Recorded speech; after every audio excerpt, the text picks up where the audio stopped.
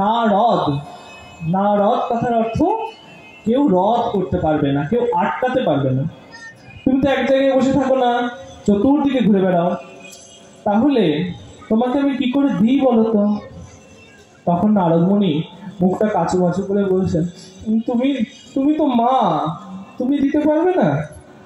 বাড়িতে দেখবে যদি বাবার কাছে গিয়ে কিছু চাই, বাবার থাপড়ে বের করবে। বাবার কাছে গিয়ে কিছু চাওয়া যায় না, কিন্তু তুমি মায়ের কাছে যাও, মা দুটো চারটে থাপ্পড় মারে বটে, দুটো চারটে গালাগালি দেয়, মানে গালাগালি দেয়, কিন্তু শেষে ঠিক বের করে দিয়ে দেয় না? সেই জন্যে বাবার কাছে কান্নাকাটি করে লাভ নেই, কান্নাকাটি কোথায় করতে হবে? মায়ের কাছে। তাই নারদমণি বলছেন, তুমি তো মা, তুমি দাও না। তখন মা লক্ষ্মী বলছেন যে যাও গিয়ে প্রভুর কাছ থেকে অনুমতি নিয়ে আসো, তারপরে। নারদমণির কাজ তো হয়ে গিয়েছে, তাহলে প্রভু দেবে অনুমতি, তাহলেই হয়েছে। আর না, প্রভুর কাছে যাবো না, তুমি না, আর দাও না, প্রভু জানতে পারবেন না, দাও না। তো মা কি করবেন? সন্তান চাইছে, মা অল্প একটু প্রসাদ নিয়ে নারদের হাতে দিলেন। নারদ প্রসাদটা হাতে পাওয়া মাত্র মুখে দিয়ে পরমানন্দে দুহাত ধরে নাচতে নাচতে নারায়ণ নারায়ণ নাম করছেন আর নাচছেন। এবার নাচতে নাচতে যাবে না যাবে গিয়ে উপস্থিত কৈলাস। কৈলাসে গিয়ে উপস্থিত, কৈলাসে ভোলানাথ দেখলেন যে নারদমণি আনন্দে নাচছেন। নারদমণিকে জিজ্ঞাসা করছেন, ও নারদ, নাচো কেন? তোমার এত আনন্দের কারণ? তখন নারদ বলছেন, আজ এক অসম্ভবকে সম্ভব করে এসেছি আমি। কি অসম্ভবকে সম্ভব করলে? বলছে, না, যে প্রসাদ বৈকুণ্ঠ বাদে আর কোথাও যায় না, বৈকুণ্ঠবাসী ছাড়া আর কেউ পায় না, আজ আমি সেই প্রসাদ পেয়ে এসেছি। আমার ভাগ্যে, আমার কত বড় ভাগ্য, আজ আমার ভাগ্য উদয় হয়েছে। তখন ভোলানাথ বলছেন, পেয়ে এসছো? সত্যি তুমি গোবিন্দের প্রসাদ পেয়ে এসছো? তাহলে আমাকে দাও। ভোলানাথ হাতটা বাড়িয়ে দিলেন। মা নারদমণি বলছেন যে তোমাকে কি করে দিই বলো তো? প্রসাদ আমি যেটুকু পেয়েছিলাম আমি আনন্দের চোটে নিজেই পেয়ে নিয়েছি। বলছে, কই তোমার হাতটা দেখি। নারদমণি ডান হাতটা চেপে ধরে ভোলানাথ উল্টে পাল্টে ভালো করে দেখছেন, ভালো করে খুঁজছেন। খুঁজতে খুঁজতে শেষে গিয়ে কড়ি আঙুলের নখের মধ্যে অর্ধেক ভাঙা ভাত, একটা চালের দানা পেলেন, সেইটুকু খুঁটে নিয়ে মুখে দিয়ে পরম আনন্দে উনিও নাচা শুরু করলেন, নারায়ণ নারায়ণ করতে করতে নাচা শুরু করলেন। এবার ভোলানাথের নাচ যা তা ব্যাপার না। ভোলানাথ নাচা শুরু করলেই কি হয়? প্রলয় শুরু হয়।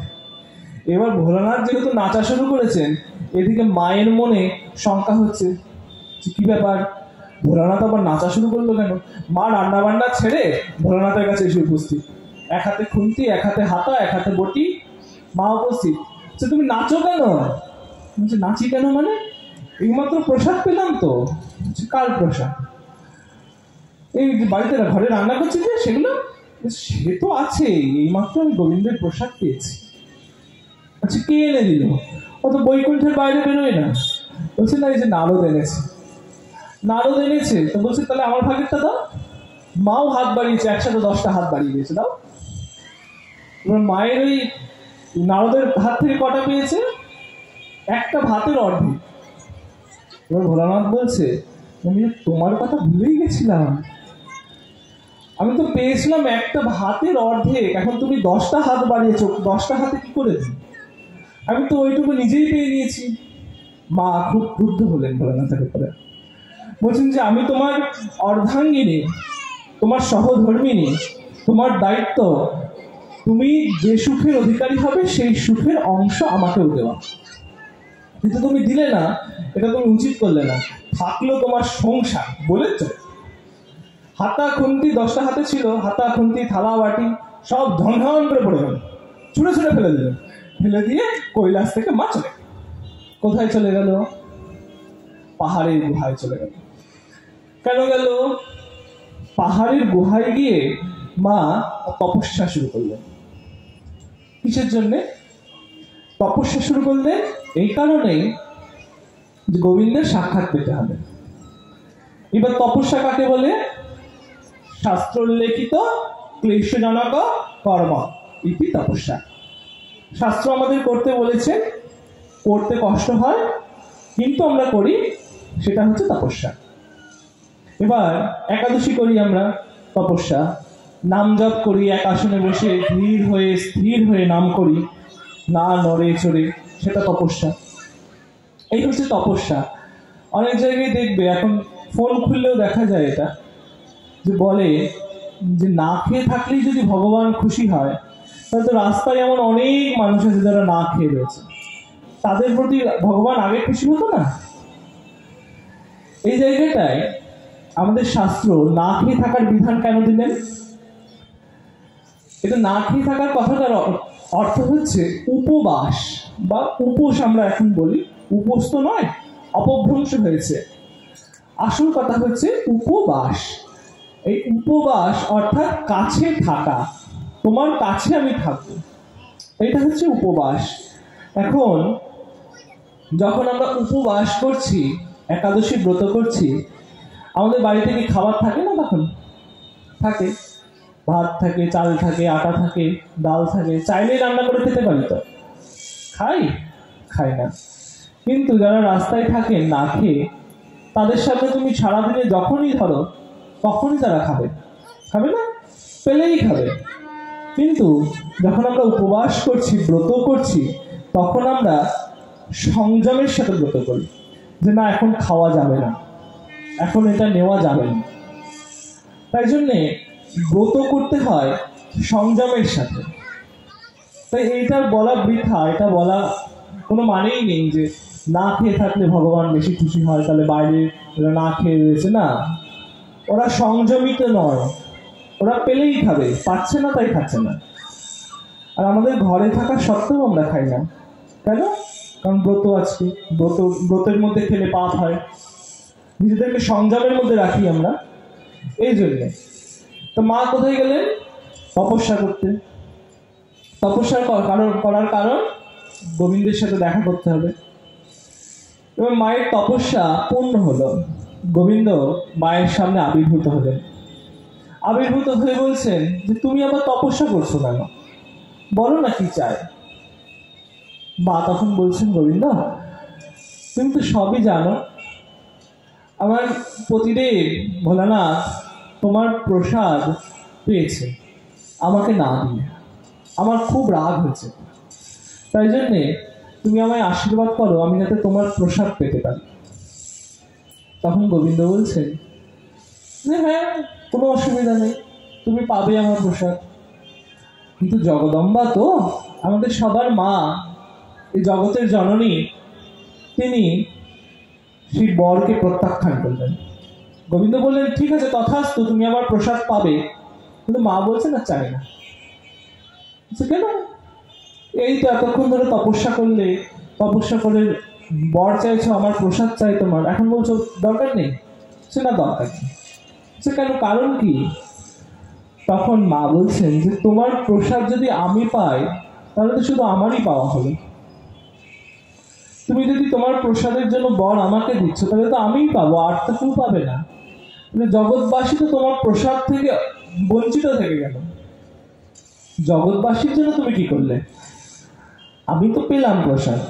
তো তখন মাকে গোবিন্দ বলছেন যে তুমি কি চাও?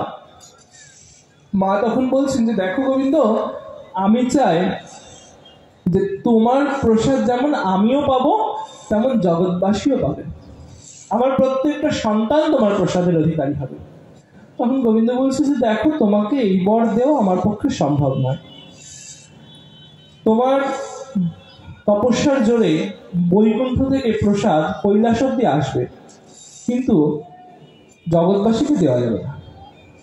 এতে মা খুব রেগে গেল। মা কে? গোবিন্দের সম্পর্কে বোন। মা দুর্গা গোবিন্দের বোন হয়। তো দাদার উপরে বোন খুব রেগে গেল, বলছে তোমার বর লাগবে না, যাও। গোবিন্দ এখন যেহেতু ভক্ত বাঞ্ছা কৃপা কল্পতরু, যে ভক্ত চেয়েছে তাই জন্য দিতে হবে, গোবিন্দ বললেন যে ঠিক আছে, তুমি যখন নেবেই তাহলে এখন অপেক্ষা করো, তোমার কথাই থাকবে। এই এখন তুমি পাবে না আমার প্রসাদ, তোমার কথাই থাকবে তোমাকে প্রসাদ পাওয়ার জন্য কলিযুগ পর্যন্ত অপেক্ষা করতে হবে। কলিযুগে আমি শ্রীক্ষেত্র পুরী ধামে জগন্নাথ রূপে বিরাজমান থাকবো, আর তুমি আমারই মন্দিরের পাশে বিমলা রূপে বিরাজমান থাকবে। আমাদের যে 51টা সতীপীঠ আছে, বিমলা তার মধ্যে অন্যতম, বিমলার মন্দির। তুমি আমার মন্দিরে বিমলা রূপে অবস্থান করবে, তখন আমি যে প্রসাদ পাবো, আমি যে ভোগ গ্রহণ করব, আমার যে প্রসাদ, সেই প্রসাদ সর্বাগ্রে তোমার কাছে যাবে, তোমার কাছে গিয়ে তারপরে যাবে জগৎবাসীর কাছে। এইটাই হচ্ছে শর্ত। এই শর্তের উপরে তোমাকে আমি প্রসাদ দিতে রাজি। তখন মা বললেন যে ঠিক আছে, আমি কলিযুগ পর্যন্ত অপেক্ষা করব, কলিযুগ পর্যন্ত আমি অপেক্ষা করব। গোবিন্দ বললেন ঠিক আছে। তাই জন্যে আজ এই কলিযুগে আমাদের পরম পাওয়া মায়ের তপস্যার জন্য আমরা পেয়েছি জগন্নাথের মহাপ্রসাদ। এবার জগন্নাথের মহাপ্রসাদ ধরো তুমি বাড়ি নিয়ে আসছো, জগন্নাথ মন্দিরে দেখবে শুকনো চাল প্রসাদ পাওয়া যায়, সে শুকনো চাল প্রসাদ নিয়ে আসবে, বাড়িতে নিয়ে এসে প্রতিদিন যদি সেই মহাপ্রসাদের একটা করে দানা গ্রহণ করা যায়, তাহলে ইহলোকে আর আসতে হবে না, ইহলোকে আর আসতে হবে না, সরাসরি বৈকুণ্ঠে গমন হবে, সরাসরি বৈকুণ্ঠে গমন। যেহেতু রান্না করা প্রসাদ নিয়ে আসলে কতদিন থাকবে, বেশি দিন রাখা যায়। তাই জন্যে পুরীর মন্দিরে, জগন্নাথের মন্দিরে শুকনো প্রসাদের ব্যবস্থা থাকে, শুকনো চাল, এক একটা চাল প্রতিদিন একাদশী বাদে প্রতিদিন একটা করে দানা গ্রহণ করলে ভগবত ধাম প্রাপ্তি হয়। আর মহাপ্রসাদ সম্পর্কে কি কি বলা আছে? মহাপ্রসাদ আমাদের জীবনের যত রকম আধি ব্যাধি বাধা বিপত্তি প্রত্যেকটাকে হরণ করার ক্ষমতা রাখে এক মহাপ্রসাদ। তাই জন্যে কৃষ্ণ পাওয়া, গোবিন্দ পাওয়া, গোবিন্দের চরণকে আশ্রয় করা, তার মূল চাবিকাঠি যেমন শ্রী গুরুদেবের কাছে আছেন, গুরুদেব কৃপা করলেই গোবিন্দের কাছে যাওয়া যায়, ঠিক তেমন মায়ের কাছেও আছে। তাই গুরুচরণ আশ্রয় করেও মায়ের চরণও আশ্রয় করো, মাকে ডাকো। মায়ের যে রূপটা তোমার পছন্দ, মায়ের দুর্গা রূপ পছন্দ, কালী রূপ পছন্দ, তারা রূপ পছন্দ, ছিন্নমস্তা রূপ পছন্দ, বগলামুখী রূপ পছন্দ, যে রূপ তোমার পছন্দ হয় সেই রূপেই মাকে ডাকো। মা তোমার কথা শুনবেন, মা তোমার কথা শুনে জাগতিক জিনিসও মা দেন। জাগতিক জিনিস অর্থাৎ টাকা পয়সা, ধন দৌলত, সুখ শান্তি সমৃদ্ধি, এগুলোও মা যেমন দেন, তেমন মা তোমাকে হাতে ধরে গোবিন্দের কাছে পৌঁছে দেন। এই হচ্ছে জগন্নাথ, জগন্নাথের দিব্য লীলা। একদিন কি হয়েছে জানো মা?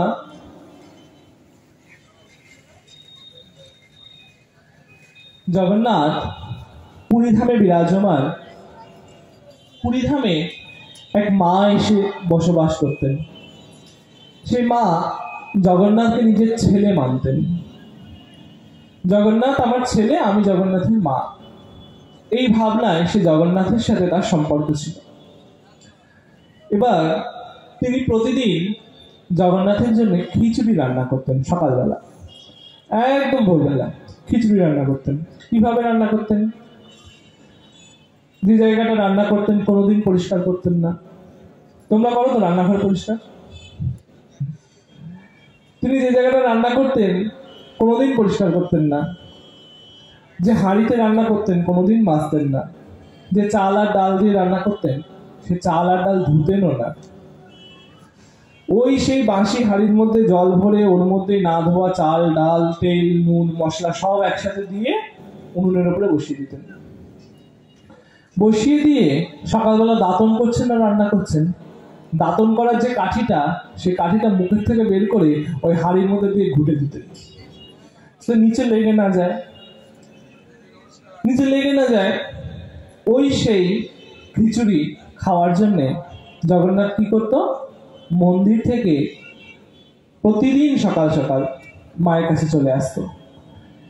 মায়ের কাছে চলে এসে ওই খিচুড়ি খাচ্ছে। খেতে খেতে দেখা গেল এক সাধুর চোখে পড়েছে ব্যাপারটা, যে একটা বাচ্চা ছেলে রোজ আসে, হলুদ রঙের কাপড় পরে, কালো ছেলেটা রোজ আসে। একদিন অনুসরণ করতে করতে সেই কুঠিয়ার বাইরে, যে কুঠিয়ায় মা থাকতেন, সেই কুঠিয়ার বাইরে এসে হালকা করে একটু উঁকি দিয়ে দেখছেন। দেখে ঠিক চিনতে পেরেছেন এটা সাক্ষাৎ জগন্নাথ।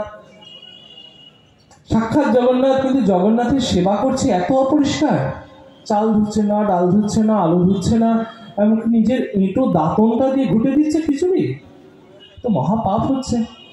তখন কি করলো সেই সাধু, সেই মায়ের কাছে গেল, গিয়ে বলছে, জানো তুমি তোমার কাছে যে ছেলেটা আসে সকালে খিচুড়ি খেতে, সেই ছেলেটা কে? তুমি চেনো তাকে? মা বলছেন, হ্যাঁ জানি। বলছে, কে বলো তো? বলছে, ওই তো মন্দিরে থাকে জগন্নাথ। তুমি জানা সত্ত্বেও তাকে এরকম অপরিষ্কার ভাবে খেতে দাও? কেন? জগন্নাথ স্বয়ং ভগবান, ভগবানকে ওইভাবে অপরিষ্কার ভাবে খেতে দিতে নেই, অপরাধ হয়, পাপ হয়। তখন মা ভয় পেয়ে গেলেন। মা বলছেন, তাহলে কি করে দেব, তুমি আমায় বলে দাও, তুমি আমায় বলো কি করে করব। তখন সাধু বললেন, এইভাবে নেতা পারবে, এইভাবে উনুনটা পরিষ্কার করবে, রান্নার আগে হাঁড়িটা ধুয়ে নেবে, চালটা ধোবে, ডালটা ধোবে, ইত্যাদি শিখিয়ে দিল। সেই অনুযায়ী পরের দিন থেকে মা রান্না করা শুরু করলেন। এবার যেহেতু অত আড়ম্বর মা কোনোদিন করেনি, অভ্যস্ত নয়, সেহেতু জগন্নাথের খিচুড়ি রান্না করতে দেরি হয়ে যায়। এদিকে জগন্নাথ মন্দির থেকে আসে, এখানে খিচুড়ি খায়, আবার মন্দিরে সেবা লাগার আগে পৌঁছায়। যেহেতু মায়ের দেরি হচ্ছে দেখে মাকে কি বলছে, কর মা, তাড়াতাড়ি কর মা। মায়ের পিঠটা ধরে মাকে ঝাঁকাচ্ছে না, বলছেন, কর মা, তাড়াতাড়ি কর মা। এই কর মা বলতে বলতে সেই মায়ের নামই হয়ে গেল কর্মাবাই। মায়ের নামই হয়ে গেল কর্মাবাই। তারপরে সে খিচুড়ি রান্না করতে করতে একদিন খুব দেরি হয়ে গেছে। জগন্নাথ দৌড়ে দৌড়ে আসে, অনেকক্ষণ বসে থাকে, খিচুড়ি খায়, আবার দৌড়ে দৌড়ে চলে যায়। একদিন মায়ের খুব দেরি হয়েছে কর্মাবাইয়ের খিচুড়ি রান্না করতে। এদিকে মাও গরম গরম খিচুড়ি সবে ঢেলে জগন্নাথের সামনে দিয়েছে, আর ওইদিকে মন্দিরে জগন্নাথের সকালের ভোগ লেগে ঘন্টা বেজে গিয়েছে। ভোগ লাগানোর পর কি করতে হয়? ঘন্টা বাজাতে হয়। কেন বাজাতে হয় বলছি পরে। ঘন্টা বাজিয়েছেন মন্দিরের ঘন্টা ধ্বনি শুনে জগন্নাথ এইদিকে ওই গরম খিচুড়ি মুখে পুড়েছে, মুখে পোড়া মাত্র মুখ পুড়ে গেছে, ঠোঁট দিয়ে জিভ দিয়ে পুড়ে গেছে। এদিকে খেয়ে ছুটতে গিয়েছে মন্দিরে ঢুকে পান্ডারা ভোগ লাগিয়েছেন, পান্ডাদের দেওয়া ভোগ স্বীকার করেছেন। পান্ডারা যখন পর্দা সরিয়েছেন মন্দিরের, তখন ভেতরে গিয়ে দেখেন জগন্নাথের মুখ পুড়ে গিয়েছে। কি হলো ভয় পেয়ে গেছেন তারা, যে সেবায় কোনো অপরাধ হলো। জগন্নাথ গোবিন্দকে বা যে কোনো দেবদেবীকে তুমি যখন ভোগ নিবেদন করবে, ভোগ বানালে গরম গরম নিবেদন করতে নাই। ভোগ বানিয়ে ভোগটাকে বেড়ে ঠান্ডা করতে হয়। কি করে ঠান্ডা করবে? ফু দিয়ে না, পাখা দিয়ে বাতাস করে ঠান্ডা করবে। ঠান্ডা করে তবে গিয়ে গোবিন্দের সামনে নিবেদন করবে, জগন্নাথকে দেবে। ঠিক এইরকমই জগন্নাথকে যখন ভোগ দিয়েছিল মা, মুখ পুড়ে গেছে। পান্ডারা ভাবছে যে আমরা তো গরম ভোগ দিই না, ঠান্ডা করে দিই। কি হলো? এর মধ্যে জগন্নাথ, হরে কৃষ্ণ, সেই যে সাধু যে কর্মাবাইয়ের কাছে গিয়ে বলেছিল এইভাবে রান্না করবি, সেই সাধু মন্দিরে এসে উপস্থিত হয়ে সে সাধু বলছে যে জগন্নাথ প্রতিদিন ওই কুঠিয়াতে যায়, ওই কুঠিয়াতে গিয়ে খায়, ওখানে খুব অপরিষ্কার ভাবে খেতে দেয়, তাও খায়। আজকে আমি দেখছিলাম ওখান থেকে গরম গরম খিচুড়ি মুখে পুড়েছে, এদের মুখ পুড়ে গিয়েছে। সাধুর কথাই পান্ডারা বিশ্বাস করলেন, এবং জগন্নাথও দেখলেন সেই সাধুকে একদম সাক্ষাৎ, যে সাধু তার মায়ের কান ভাঙিয়েছে। মাকে বলেছে এইভাবে করবি, তাই এইভাবে করবি। এই কথাটা জগন্নাথ শোনা মাত্র সেই দিন রাতে সেই সাধুর সামনে স্বপ্নে দর্শন দিয়েছেন। জগন্নাথ তো ভগবান যে কোনো রূপ ধরতে পারে, চরম ভয়ঙ্কর রূপ ধরেছে, ভীষণ ভয়ঙ্কর রূপ ধরেছে। রূপ ধরে বলছে, তবে রে বেটা, মার বেটার মধ্যে ঢুকেছিস, তুই আমার মাকে বলেছিস এইভাবে রান্না করবি, এইভাবে রান্না করবি, সেইভাবে রান্না করবি, এক্ষুনি যা, এক্ষুনি গিয়ে বলে আয় যেমন করে রান্না করতে তেমন ভাবে রান্না করবি, নাহলে তোকে এখানে মেরে ফেলবো, এক্ষুনি গিয়ে বলে আয়। তখন সে সাধু ভয় পেয়ে ছুটতে ছুটতে কর্মবাইয়ের কুঠিয়ার দিকে যায়। কর্মবাইয়ের কুঠিয়ায় গিয়ে কর্মবাইকে ডেকে বলেন যে, মা, তুমি যেমন ভাবে রান্না করতে তেমন ভাবে করো, তোমার ছেলে আমার উপরে খুব রাগ করেছে, আমাকে হুমকি দিয়েছে যে আমাকে সে বধ করবে। মা, তুমি আমার প্রাণ রক্ষা করো, মা, তুমি এরকম যেমন ভাবে আগে রান্না করতে তেমন ভাবে রান্না করো। পরের দিন থেকে কর্মাবাই ঠিক তেমন ভাবেই রান্না করতেন যেমন ভাবে করতেন আগে। আবার শুরু করলেন। এরকম করতে করতে দিন যায়। একদিন আসে যেদিন কর্মাবাইয়ের এই নশ্বর শরীরটা কর্মাবাই ছেড়ে চলে যায়। কর্মাবাই ছেড়ে চলে গেল। পুরীর থেকে, পুরীর সমস্ত যারা নগরের দায়িত্বে থাকেন তারা প্রত্যেকে কর্মাবাইয়ের শরীরটাকে নিয়ে গিয়ে দাহ সংস্কার করলেন।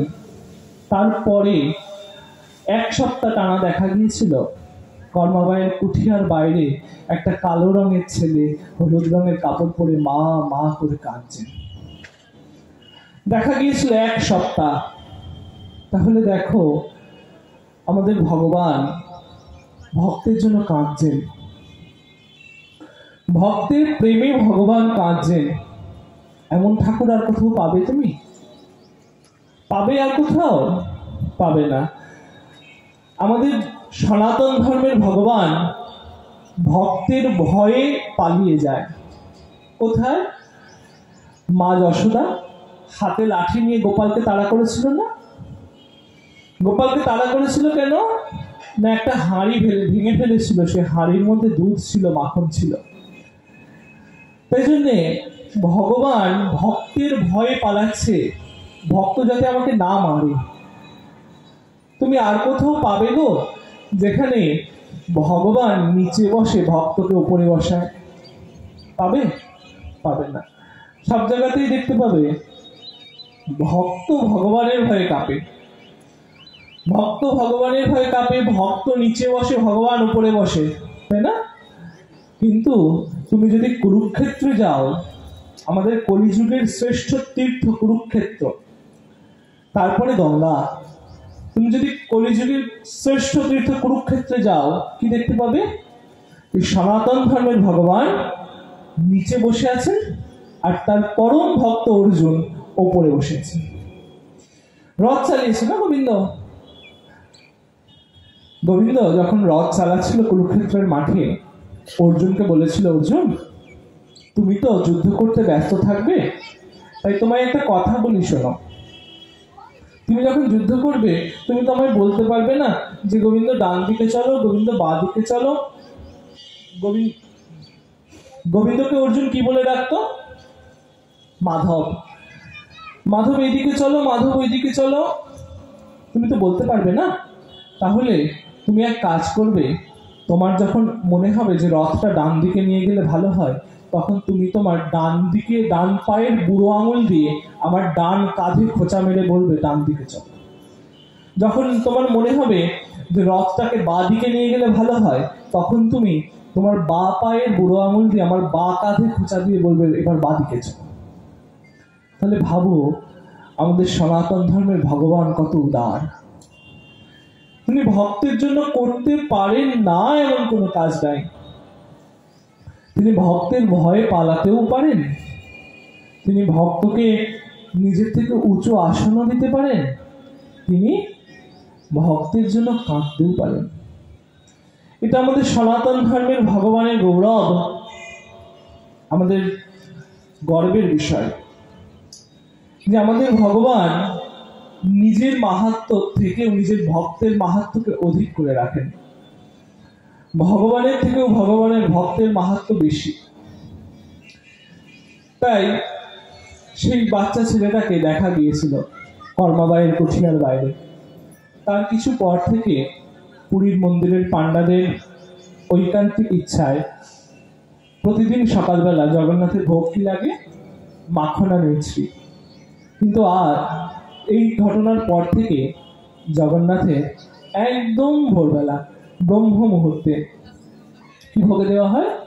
ঠিক ওইভাবে অপরিষ্কার করে রান্না করা খিচুড়ি। আর যখন জগন্নাথকে দেওয়া হয় তখন জগন্নাথের কানে কানে গিয়ে বলা হয় এটা কর্মাবাইয়ের খিচুড়ি। জগন্নাথ আজও কর্মাবাইয়েরই খিচুড়ি খায় একদম ভোরবেলায়। তুমি জগন্নাথ মন্দিরে গিয়ে দেখবে জগন্নাথ কোনোদিন ঘুমায় না। কেন ঘুমায় না? জগন্নাথের চোখে পলকই নেই, তা ঘুমাবে কি করে? মাছের মতন গোল গোল চোখ, পলকই নেই, তা ঘুমাবে কি করে? তুমি জগন্নাথের মন্দিরে ভোর 4টে থেকে রাত 12টা অবধি যখনই যাবে দর্শন হবে। মন্দির বন্ধ থাকে না কখনো। ভোর 4টে থেকে রাত 12টা, রাত 12টার পর থেকে ভোর 4টে অবধি বন্ধ রাখা হয়। কেন? এই 4 ঘন্টা বন্ধ থাকে। এই 4 ঘন্টা বন্ধ থাকে এই কারণে সমস্ত দেবতারা আসেন জগন্নাথকে দর্শন করবেন বলে। প্রত্যেক দেবতা আসেন, প্রত্যেক গন্ধর্ব আসেন, কিন্নরেরা আসেন জগন্নাথের সাথে সাক্ষাৎ করবেন বলে। এই জন্যে জগন্নাথের মন্দির 4 ঘন্টা বন্ধ রাখা হয়।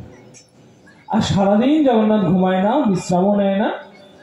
এবার মনে করো যে জগন্নাথের চোখে পলক আছে। পলক থাকলে কি হবে? পলক পড়লে আমাদের চোখের সামনে থেকে দৃষ্টি কিছুক্ষণের জন্য আবডাল হয়ে যায় না, আড়াল হয়ে যায়। জগন্নাথ আমাদেরকে এত ভালোবাসেন তার ভক্তদেরকে, যে তিনি চান না যে আমার চোখের সামনে থেকে আমার কোনো ভক্ত আড়াল হয়ে যায়। তাই জন্য নিজের চোখে কোনো পলকই রাখেনি, সব সময় আমাদেরকে দেখতে চায়। তাই জন্য জগন্নাথের চোখে পলক নেই। দেখবে জগন্নাথের চোখের চতুর্ধার দিয়ে একটা লাল রঙের বলয় আছে। লাল বলয়টা কেন? বৈজ্ঞানিক ভাবেও এখন প্রমাণিত যে যখন কাউকে দেখে খুব করুণা হয়, মনে খুব করুণা হয়, খুব প্রেম জাগে, তখন আমাদের চোখের কোণায় লাল লাল লাল লাল কণিকার সৃষ্টি হয়। তাই জন্য জগন্নাথের চোখেও পুরোটা লাল বলয় দিয়ে ঘেরা। কেন? কারণ তিনি বোঝাতে চাইছেন যে তোমাদেরকে আমি কতটা ভালোবাসি। আমাদের দিকে জগন্নাথ সবসময় করুণার দৃষ্টি বর্ষণ করছেন, অহেতুক কৃপা করেন জগন্নাথ। তাই জন্য আবার দেখবে জগন্নাথ নিজের 2টো হাত প্রসারিত করে রয়েছে। রামচন্দ্রের কাছে গেলে কি দেখবে? ধনুক ধরে রয়েছেন। গোবিন্দের কাছে গেলে কি দেখবে? বাঁশি ধরে রয়েছেন। গৌড়ের কাছে গেলে কি দেখবে? গৌড় হাত দুটো উঁচু করে রয়েছেন। এবার ধনুক ধরে থাকার কারণ কি? সমস্ত শত্রুদেরকে নির্দেশ দেওয়া যে আমার সাথে এসে চালাকি করার কোনো চেষ্টা করো না, চুপ করে মেরে দেবো, তাই না? গোবিন্দের হাতে বাঁশি আছে, বাঁশি তো সামনে, পেছনে আছে সুদর্শন, আমার সাথে চালাকি করো না, কুচ করে গলা কেটে দেবে। কিন্তু জগন্নাথ কি করছে? হাত দুটোকে বাড়িয়ে রেখেছেন। কেন? যে এসো আমার সাথে আলিঙ্গন করো। আমরা আলিঙ্গন করার আগে হাত দুটো এগিয়ে দিই না? জগন্নাথের এটা আলিঙ্গন মুদ্রা। তাই জন্যে জগন্নাথ হাত দুটো এগিয়ে রেখেছেন আমাদের মতন ভক্তদেরকে বুকে জড়িয়ে ধরবেন বলে। আর চোখ বড় বড় বললাম, এবার কোথায়? জগন্নাথের আরো একটা লীলা। একটু আগে বললাম না ঘন্টা বাজানো হয়। কেন বাজানো হয় ঘন্টা? ভোগ লাগিয়ে ঘন্টা বাজানোর কারণ যে গোবিন্দ কখন কোথায় থাকে তার তো কোনো ঠিক নেই। কোথায় এখানে চলে যাবে, ওখানে চলে যাবে। ভোগটা সামনে দিয়ে ঘন্টা বাজানোর উদ্দেশ্য তুমি এখন এখানে এসো, তোমাকে ভোগ দিয়েছি, তুমি গ্রহণ করো, কৃপা করে প্রসাদই করে দাও। তার কি খিদে পায়? পায় না। আর তার যদি খিদে পায়ও, তার খিদে আমরা মেটাতে পারবো না। সমগ্র জগৎ, আমাদের এই সমগ্র ব্রহ্মাণ্ড যার একটা লোমকূপ মানে আমাদের গায়ে যে লোম থাকে, একটা লোমের গোড়া, সেটাকে বলা হয় লোমকূপ। আমাদের এই সৌরমণ্ডল ব্রহ্মাণ্ড যার একটা লোমকূপের মধ্যে স্থিত, তাকে আমরা কি খাওয়াবো? খাওয়ানোর ক্ষমতা আছে আমাদের? আমাদের নাই। গোবিন্দের মুখের মধ্যে তো আমরা রয়েছি না। মা যশোদাকে গোবিন্দ হা করে দেখিয়েছিল না ব্রহ্মাণ্ড। বৃন্দাবনে আজও আছে সেই ব্রহ্মাণ্ড ঘাট। এই হচ্ছে জগন্নাথের লীলা। তাই ঘন্টা বাজানো হয় এক সময় বৃন্দাবনে, যখন গোবিন্দের ছোট্ট গোপালের খুব দুষ্টুমি বেড়েছে, ভীষণ দুষ্টুমি করছে বৃন্দাবনে। এমতো অবস্থায় প্রত্যেকের বাড়ির থেকে মাখন চুরি করছে, হাঁড়ি চুরি করছে। এখন যদি হাঁড়িটা তুমি ফাঁকা করে রেখে দাও, যে আসবে কিছু পাবে না, আর কোনোদিন আসবে না, তা হাঁড়িটা কি করবে?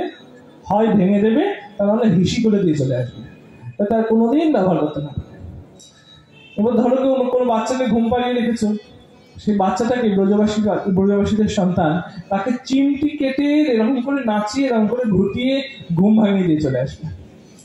আর কি করবে? যত গরু বাছুর বাঁধা থাকবে গোয়ালে, প্রত্যেকটা বাছুরকে ছেড়ে দেবে, যা ঘুরে বেড়া। এবার বাছুররা কি করবে? মা গরুর বাটে গিয়ে মুখ লাগিয়ে সব দুধ খেয়ে নেবে। এত দুষ্টুমি বেড়েছে গোপালের। এই সময় এক ব্রজমা নিজের বাড়িতে একটা ফাঁদ পেতে রেখেছে। কি ফাঁদ? সমস্ত রকম মাখন, মিছরি, সুন্দর ননি, দই, দুধ সব সাজিয়ে রেখেছেন একটা ঘরে। সাজিয়ে রেখে চতুর্দিকে ছোট্ট ছোট্ট গরুর গলার ঘন্টা বেঁধে বেঁধে রেখে দিয়েছিল দিদি। এবার এমন ভাবে বেঁধেছে যাতে হাঁড়ি খুলতে গেলে বা হাঁড়ি খুলতে এলে সেই ঘন্টাগুলো টুং টুং টুং টুং করে বেজে উঠবে। এবার বেজে উঠলেই আমার কানে চলে আসবে, আমি শুনতে পেয়ে যাব, আমি বুঝতে পারবো। এমন সময় গোবিন্দ নিজের সমস্ত বন্ধু বান্ধবদেরকে নিয়ে এসছে সেই মায়ের বাড়িতে চুরি করবে। খুব বড় চোর তো, গোবিন্দের মতন বড় চোর এই জগতে আর নাই। কি চুরি করে? ছোটবেলায় মাখন চুরি করেছিল, তারপরে আমাদের হৃদয় চুরি করে। মাখন চুরি করেছে আর হৃদয় চুরি করে। গোবিন্দের মতন বড় চোর আর কেউ নেই। তাই গোবিন্দ যখন এসছে বন্ধুদের সাথে মাখন চুরি করবে, দরজা খুললো। যখনই খুললো তখনই মনে একটা সংশয় হলো যে এইভাবে তো দরজা খোলা থাকে না, নিশ্চয়ই ভেতরে কোনো জাল পেতে রেখেছে আমাকে ধরবে বলে। নিশ্চয়ই কোনো জাল আছে ভেতরে। দরজা খুলেই দেখে, উমা দেখি চতুর্দিকে ঘন্টা বেঁধে রেখেছে। আচ্ছা, আমাকে ধরার মতলব দেখাচ্ছি, আমাকে ধরার মতলব বের করছি। বন্ধুদেরকে বলছে, দাঁড়া, ঘন্টার সাথে আগে একটা বোঝাপড়া করে দিই। ঘন্টার দিকে আঙুল তুলে বলছে, ঘন্টা শোন, খুব ভালোভাবে বলছি, কিন্তু আমার বন্ধুরা এখন খাবে, তুই কিন্তু একদম বাঁচবি না, তুই কিন্তু একটা টুশব্দ করবি না, করলে কিন্তু মারবো, তোরে ধরবো, খুলে নিয়ে গিয়ে যমুনায় ফেলবো। তো ঘন্টা গুলো ঠিক আছে, বাঁচবো না। যথারীতি গোবিন্দের বন্ধুরা সব খাওয়া শুরু করলো। খেতে খেতে খেতে খেতে শেষে এলো গোবিন্দের পালা।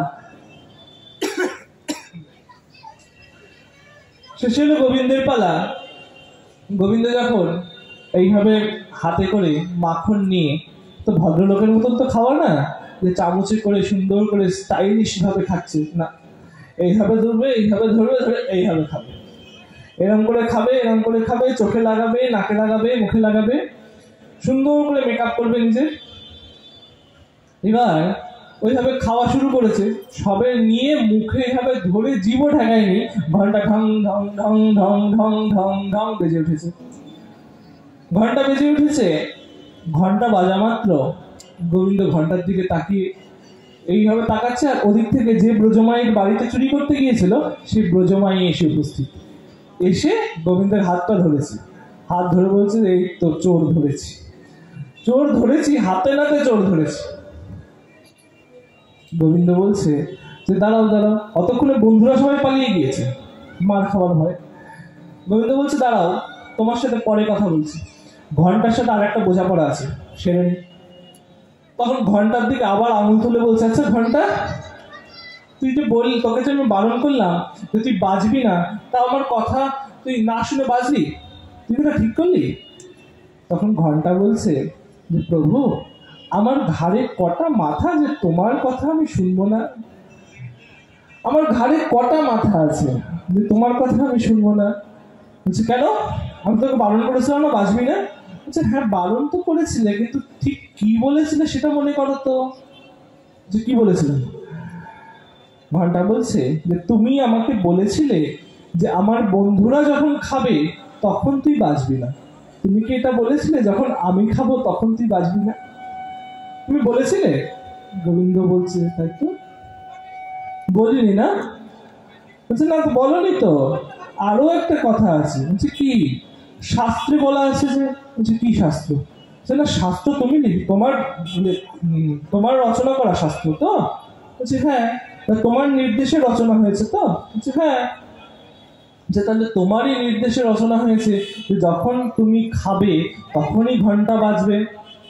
বাজবে তো, তোমারই নির্দেশ। তাহলে আমি কিন্তু তোমার কথাই রেখেছি, আমি আমার মন মতন কিচ্ছু করিনি। তখন গোবিন্দ বলছে, ঠিকই তো। গোবিন্দর ঘন্টাকে শাস্তি দেওয়া হলো না, আর শাস্তি দিতে পারলো না। সে ব্রজমাই গোবিন্দের হাতটা খুব শক্ত করে ধরেছেন। ব্রজমাইরা খুব শক্তিশালী হয়। আজও বৃন্দাবনে গেলে দেখা যায় একটার উপরে একটা, তার উপরে একটা, তার উপরে একটা কলসি নিয়ে ব্রজমাইরা হাঁটছেন, না ধরে সুন্দরভাবে হাঁটছেন। তাহলে বোঝা যায় যে ঘাড়ের উপরে অত বোঝা নিয়েছেন, ধরেননি, স্বচ্ছন্দ গতিতে হাঁটছেন, তাহলে কত শক্তি তাদের গায়ে। ব্রজমাই হাতটা চেপে ধরেছেন, গোপালের ছোট্ট ছোট্ট নরম নরম হাত চেপে ধরেছেন, ধরে নিয়ে যাচ্ছেন। চল বেটা, আজকে চোর ধরেছি, সমস্ত ব্রজবাসীকে দেখাবো, সমস্ত ব্রজকে ডেকে দেখাবো আজকে চোর ধরেছি। আর যশোদাকে গিয়ে আচ্ছা করে চারটে কথা শোনাবো। এমন সময় মা যশোদার বাড়ি পৌঁছেছে সে ব্রজমাই গোপালকে নিয়ে। বাড়িতে পৌঁছানো মাত্র মাকে ডাকছেন, যশোদা কোথায় গেলি? যশোদা বাইরে আয়, দেখ চোর ধরে এনেছি। মা যশোদা বাইরে এসছেন, যেহেতু সখী তাই জন্য তুই তো কালি করে কথা বলছেন। বলছে, দেখ কাকে ধরে এনেছি, বৃন্দাবনের সব থেকে বড় চোরকে ধরে এনেছি। তখন মা বলছেন যে, চোর? কই চোর দেখি? এইভাবে সামনে নিয়ে এসে মায়ের সামনে গোপালকে রেখেছেন। এবার ব্রজমাইদের এখনো এই নিয়মটা আছে, ঘোমটা করেন ওনারা, পুরো নাক অব্দি কি থুতনি অব্দি তারা ঘোমটা করে রাখেন, মুখ দেখতে দেন না, ওই রকম ভাবে ঘোমটা করে রেখেছেন। এবার দেখতেও পাচ্ছেন না, যার হাত ধরে নিয়েছে এভাবে নিয়ে এসে গোপালকে সামনে রেখেছেন। এখন মা যশোদা বলছেন, বড্ড গরম পড়েছে বল। গরম তো পড়েছে, হ্যাঁ বুঝতে পারছি, তোর মাথাও গরম হয়ে গিয়েছে, তোর পেটও গরম হয়ে গিয়েছে। পেট গরম হলেই পেটের বায়ু গরম হয়, পেটের বায়ু গরম হলেই মাথাতে ওঠে, মাথাতে উঠেই উল্টো পাল্টা জিনিসপত্র দেখিস তুই। বুঝেছি, বস। কি বলছিস তুই? না না বস না, বস, শান্ত হয়ে বস। এই কে আছিস, একটুখানি ঘোল নিয়ে আয় তো, ঘোলটা খা, তাহলে দেখবি তোর পেট মাথা সব ঠান্ডা হবে। তো যথারীতি মা যশোদার এক দাসী এক গ্লাস ঘোল নিয়ে এসছে, ভালো করে গোলাপ জল দিয়ে চিনি টিনি দিয়ে গুলে নিয়ে এসে দিয়েছে সে ব্রজমাইয়ের হাতে দিয়ে ব্রজমাই সেই ঘোলটা খেলেন। খাওয়ার পরে মা যশোদা বলছেন, কিরে পেট আর মাথা ঠান্ডা হলো? বলছেন, না। কেন? না তোর চোর ধরে নিয়েছে। কাকে ধরে এনেছিস দেখে আনবি তো। এমন সময় মা যশোদার কথা শুনে নিজের ঘোমটাটা সরিয়ে সেই ব্রজমাই বড় বড় চোখ করে তাকাচ্ছেন। ঠিকই তো, আমি তো গোপালকে ধরলাম, গোপালের জায়গায় তো আমার ছেলে। তখন মা যশোদা হেসে বলছেন, শোন, আমার গোপালকে নিয়ে তোরা বড্ড ভাবিস, তুই বড্ড চিন্তা করিস আমার গোপালের কথা, তাই জন্যই সব জায়গাতেই আমার গোপালকে দেখিস। আমার গোপালকে নিয়ে অত ভাবিস না। আমার গোপাল একটু দুষ্টু ঠিকই, কিন্তু আমার গোপাল অতটাও দুষ্টু না যে আমার কাছে ধরে নিয়ে আসতে হবে। যা বাড়ি গিয়ে শান্ত মনে কাজ কর। এমন সময় নিজের ছেলে ভেবে আবার হাত ধরে টানতে টানতে নিয়ে যাচ্ছে।